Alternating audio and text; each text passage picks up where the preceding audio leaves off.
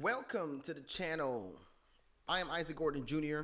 and I would like to start off by wishing you all that are tuned in right now a very Merry Christmas. We are in that Christmas season, but we're also still in that Rona season, y'all. So we're all doing what we got to do. Shout out to those that are celebrating with families and friends and doing and keeping doing things together and keeping distance and taking care of themselves as well and taking care of others by maintaining all the rules and the regulations of this whole Rona. 2020 turned out to be a different year, but this year also turned out to be a year where a lot of things and discussions actually took place. Now, for those of you that are new to the channel, over here, what we talk about, or what I talk about, is men's development, music, and pretty much stuff that I'm interested in, having talks about, which relates to business and stuff. When it comes to men's development, I'm more or less focused on the professional setting network, which tends to fall into the business sector as well, and as well as personal development as well, right? So whatever it comes to, whether dating, how men should, place conduct themselves professionally and stuff like that, in their clothing, whatever kind of stuff like that. That's pretty much what I'm diving into. But the positive side or the upside of this Rona season is it has allowed so many people to actually create content that is crazy. And as I said, a lot of conversations have been had, are still being had, and it is just actually what we kind of need, right? For us to, have the kind of outcomes that we do want to have and get to have different perspectives of, of the conversation as well. So I know you guys see the title. You guys see the photo of the title. And the title is Reality versus Fantasy. It is what it is, and we are going to talk about it. Now, shout out to the image consultant up in the States in Atlanta, Kevin Samuels, who has been creating mad content and has been creating conversations where a lot of people have actually been having good results and have also, kind of like educated so many people in so many different areas, have made people start thinking completely in different ways. It is pretty much a thing that seems to be basic knowledge, but a lot of people also do not have, which is surprising, but not surprising, because if you don't know it, you just don't know it, right? Today I'm going to be playing a video, and the video that I'm going to be playing is from a content creator as well, up in the States too, who goes by the name of Mediocre Tutorials and Reviews. He did a compilation video, which tend to be very interesting. I found it very interesting, so we're going to do a little bit of review on that, and that is what I want to show you guys. Now, I also strongly believe that it is time that we all, men and women, start taking accountability for stuff happening in our community, because the more we create these kind of conversations, the more we tend to figure out solutions. We come together at the table, we start having talks, what could work, what may not work, how we can figure things out and actually move forward. Some people find it that whenever men start talking about what they want and stuff like that, it always tends to be bashing, which I find very weird, because I don't know why that is called bashing. And the other thing as well is the shaming tactic, that when men tend to talk about these things, men as well, try to shame them on. I mean, we all saw it from the image consultant who went viral.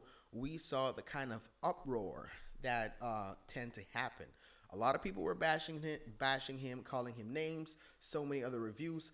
But here's the thing, black men, I'm actually pretty much impressed in a way, because here's a situation where I actually do see black men standing up for another black man, which doesn't really tend to be the case, and I find that really necessary in our community, because it allows us to be able to support one another and discuss things with one another. And this is also why I am taking the initiative. I'm going to be taking the initiative hopefully next year to create something called the um, Black Male Entrepreneur Club, right? Which we're going to be doing here in the North, and hopefully the results of our work would be transpired towards the South, guys in the South, and guys in the East and West, and so forth, and in the diaspora as well. Because it is, I pretty much feel like the more we as men come together and start creating solutions to build and take things to the next level, the better off we're able to actually protect our community, protect our women, and get get the results that we actually want for the community, because we cannot actually continue relying or blaming other races or whatnot about what's going on. We actually need to take action and make things happen, and the only way to do it is to come together, sit at the table, and have these discussions. So let's move into today's topic, which is reality versus fantasy. That was me digressing a little bit, but we're gonna dive into it now. I'm going to play the video. And hold on. I'm gonna play the video, and we are going to hear different things about it. So shout out to all the content creators that are also part of this video, because it's a compilation of different people that did have their own pieces and stuff that correlated entirely to sum up this whole video, and that was the interesting part for me. Now, guys, if you don't know who Shahrazad Ali is, I really recommend you guys to go listen to her, because she actually predicted so much, I think over 20 years ago, which are things that tends to be happening today. So guys, go check her out, and here we go with the content. And ma'am, and that's my point. You ladies all feel like, listen, you ladies all feel like you're the exception to the rule. And then when someone like myself comes along and gives you a dose of reality, instead of just accepting it, it's like, yeah, but I'm special. I don't have a problem with hypergamy. Understand something. Women want you to be able to pay the bills. All of them. One of my most insightful questions I ask women, do you want to have to pay substantial bills after you're pregnant? And after the 6 months of asking that question, I've had 2 women say, I don't mind. That means across the board. Do you want to have to pay substantial bills? They tend to want a man who is in that top 10%, $100,000, to their top 5% or even 1%. And they're used to hearing mother, God is queen, the black woman is God, and they're not used to hearing such a direct message. And the picture says one thing, but the message is another. Horizontally, look it up and see what that sister was saying. She was prophesizing what's happening right now. Black media right now, there is no black male media run by black men for black men. The best you have is Ebony Essence, Madame Noir, these things, and they have a large female base because women support. Women spend 73 cents out of every dollar. There's a media, there's an economic component to telling your market what they want to hear. The missing link is black women. The black man has been dissected, examined, the white man, the white woman, and the black child. But it has been us as black women who have never been examined. We have been protected, we have been insulated, we have been kept from any kind of criticism about our personal behavior in the home and outside of the home, and we have been given the false compliment that we are the backbone of the black nation. We have had that rumor that we are the backbone of the black nation because it has served to make us think we were better than the black man. Let us take a look at what we as black women have produced while we were allegedly backboning the black nation. 1 in every 4 black males between the age of 20 and 29 is in prison, on parole, been arrested, or had some bump with the law. Over 50% of our prison population is black, male, growing, and female. We have more black men in prison than in college.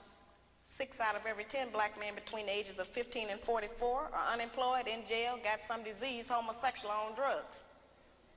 73% of all the black men in prison were raised by a single black woman in a home with no man. 80% of that 73% suffered child abuse in the home, victimized by the mother. 1/3 of our children drop out of school before they graduate. Over 60% of our households are headed by black women who are single, divorced, separated, or widowed. I really just wanted some advice. I love your stuff. I'm giving you advice, but you're not taking it. The advice is, ma'am, you're average looking at best. I'm taking it in, but Okay, but you're not accepting the fact that, okay, average looking women, average looking woman who's older, average looking older woman with a 13-year-old son, average looking woman with a 13-year-old son with a sketchy baby daddy. This gets worse every time I say something. And now you're asking for a man who's in the top 10% of men. You don't qualify for one.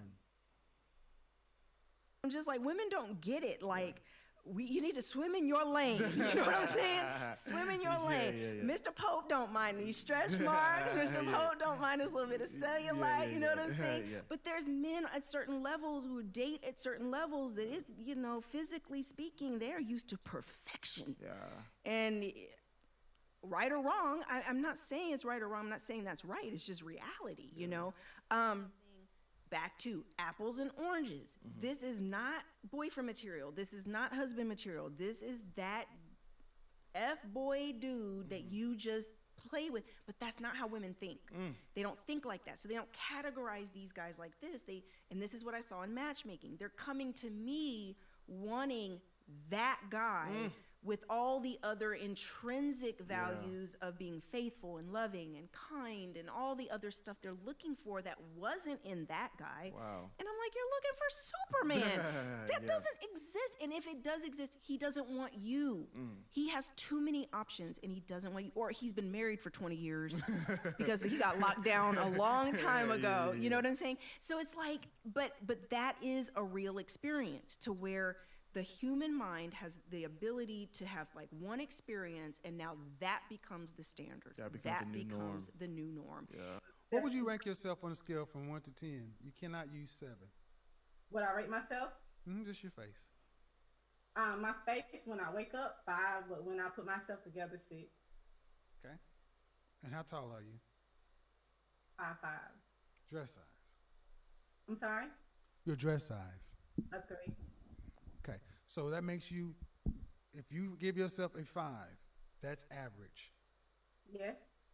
So average looking women tend not to get high earning men.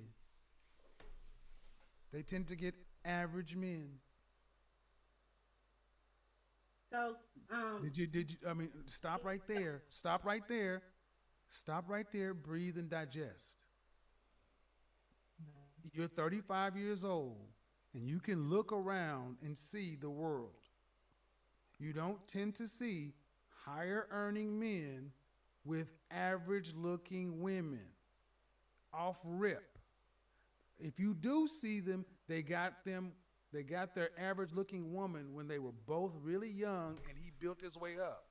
But a man earning the kind of money you're talking about does not go for an average looking woman. A major rite of passage for every male mammal is to provide and protect for a female in her young. Now, certainly we know that the black man has been denied that opportunity. He has not been allowed to qualify to protect his woman or provide for them. They have told us that the only provision that the black man is qualified to give us is one of money. And we have made finance the major focus of our relationships with them. We have made the one thing that most of them don't even have be the criteria. We have been taught that if they do not give us money, that we are not to even allow them to be a father to their child. We have been taught that if he does not give us money, then he is not qualified to tell us what to do. We have been taught that if he does not give us money, that he doesn't have any rights in the home. It's whoever is making the money who has the rights. The majority of people out there are not top 10% men and top 20% women. The majority of people.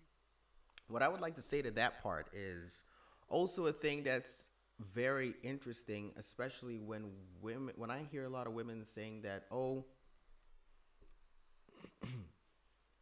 men are afraid of women that make more, or women that are strong and stuff like this. I personally don't agree with that because, for the most part, men are not afraid or don't have an issue if women do make more. Neither do they have an issue if women are actually strong and stuff. But the thing is, these kind of women tend to disrespect or belittle the men that make less than they do or equal to what they do. So they treat these men as though they were less than men, as though they were not deserving. They were not a whole man. That's pretty much what it tends to. So they would not cook for them. They would not pretty much do the basics. They would not even take care of themselves to be appealing to these men that make less than them. And even when it comes to bedroom activities, I mean, the guy pretty much has no right to ask for it. He would only get it if she's in the mood to, to make it happen. But other than that, he pretty much doesn't deserve to go ask for that. There's always arguments. There's always challenging here and there, just because she makes more. And I can get it, but this is why men don't tend to go for that, because it tends to be a bad deal, right? So this is the thing. And a lot of times I hear people making it seem like men are afraid, but that's not usually the case, at least in my opinion. If you don't agree with that, well, you can write it in the comments and let's talk about it. But let's move on to the video. People are just average, everyday good folks. We have lost the ability to do relationship, and we'll gain the ability to do relationship when we actually start looking at ourselves as, am I a good catch for that person, rather than what can they do for me? Coming at it very selfish versus very selfless. Why can't you just get a man that's an average guy? Women are survival. And the thing is, women realize that there's a survival thing that goes along with men. In Japan, people are dying by themselves. It's called kodokoshi. There's a whole thing going on to where people in their later years are supposed to be cared for by the family and extended family. No country is set up to have older or elder care fall on the responsibility of the state. Sometimes I feel like in order to fully submit, I have to feel like he's in. Well, then you're gonna die alone. How about that? Let me just cut to the chase, ma'am. You can feel like what you want to, but women like you die alone, straight up, because you think you're better than the men that you qualify for. And the only reason, honestly, ma'am, that I can see a woman like yourself really thinking you deserve more is because you earn more money than most people around you in North Carolina. But if your ass worked at the post office, you would not think so highly of your opportunities. In all fairness, there were both men and women saying he's being brutally honest with her. We need more of that. He's being brutally honest. No, he was being disrespectfully impractical. First off, because he didn't even really listen. Derrick Jackson. Well, like I said, this season has been a time for people to create content, right? So a lot of people are doing their thing. People do categorize or classify Derrick as the predecessor of Steve Harvey. Now, I mean, he's doing this thing. He's making money and stuff. However, when women are coming for advice on how to get the kind of men that they want and stuff like this, and they're going to places where there are actually no men around, those people that are giving them those information tend to more or less talk about stuff that these women want to hear. That's pretty much what it comes down to. So then this is where it comes down to it. So is it reality? Is it fantasy? What exactly are they selling to these women, right? And this is why a lot of times when people hear things from men that are direct and stuff like this, like pretty much what image consultant was talking about and stuff, it all sounded so bashing, right? But there were a lot of facts to it, because men don't typically, I mean, she said she wanted a guy that makes 6 figures. That is fine. That is really, really great. I mean, she makes pretty much the same level, so it should, you know, they're pretty much going to be equally yoked in that department. But when it comes to the sexual market value, which is something that is a whole different thing, a 23-year-old woman and a 35-year-old woman with a kid, it's not equal. There is a big difference there. The value tends to differ, all things being equal, right? Which tends to be the case. And this is not to say that women that are 35 and stuff are not going to be able, or with a kid and stuff, are not going to be able to make it to what kind of guy that they want. But when they are able to work on themselves or bring things to the table, which the guy that they want wants, it's a win. But when they don't even know what the kind of guy that they want actually wants, that's where these kind of outcomes come to place. And then they keep, you know, they keep aging and they're not getting the kind of results they want. And, you know, because the issue always tends to be when women complain. That's when men go like, hey, this was the kind of choices and path that you chose. That's why you are where you are. So, because if you had chosen a different path, because there are so many other Black successful women that have great results, but that's neither here nor there. Let's go on and finish the video. To a question like that, They take on the Black feminine female emotionalism. you don't even know if they really like women like that. If they, you know, if they're attracted to any woman. I'm not even being funny. I'm just being real. We have daughters who grow up in a home where they don't see any affection, where there's no man there. They go out into the world and try to... The other thing, guys, pay attention. The shaming tactic. Whenever you say... Standards are pretty much... Standards, preferences, all this kind of stuff are pretty much things that we as humans tend to have. It's natural. It's good. It's what we like, what we don't like, what we want, stuff like that. That's cool. Women tend to have a list of things that they want, the kind of guy that they want to have. But here's the interesting part. Whenever these kind of men have their own standards, that's where the problem happens.